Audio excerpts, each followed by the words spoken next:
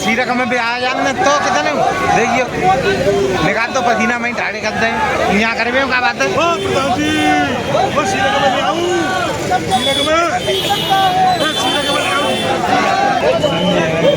जो सरकार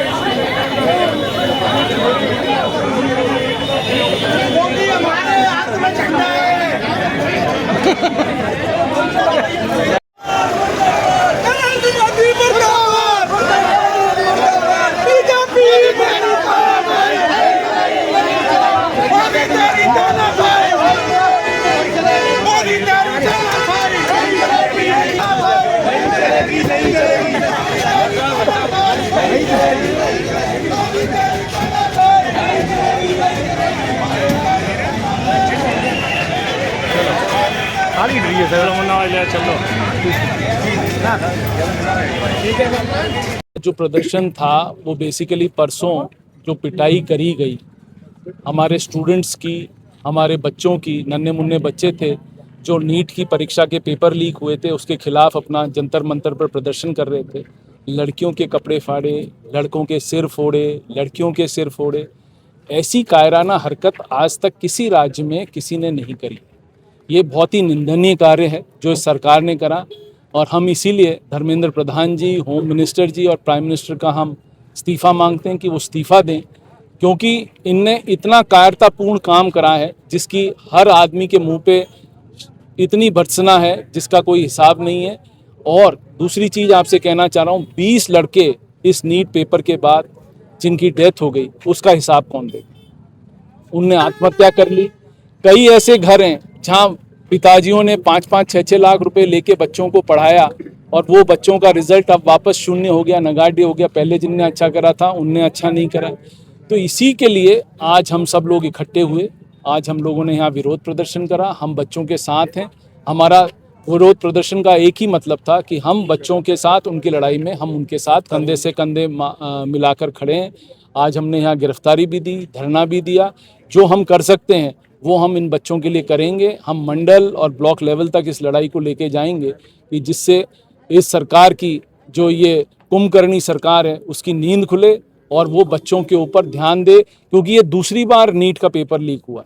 पहली बार हुआ तो ध्यान नहीं दिया गया, दूसरी बार नीट का पेपर लीक हुआ है। और इसी तरह से यदि ये नीट के पेपर लीक होते रहे, पीएमटी के पेपर नीट के पेपर और आईआईटी वगैरह के पेपर लीक होते हुए तो क्या होगा? क्योंकि इसमें इन्वॉल्वमेंट किसका है? इन्वॉल्वमेंट इसमें जो कोऑपरेटिव सोसाइटी बनी हुई है, जो ये एग्ज़ाम की कोऑपरेटिव सोसाइटी बनी हुई है, उसमें कौन है? उसमें सब आरएसएस के व्यक्ति जो उसके अंदर हैं।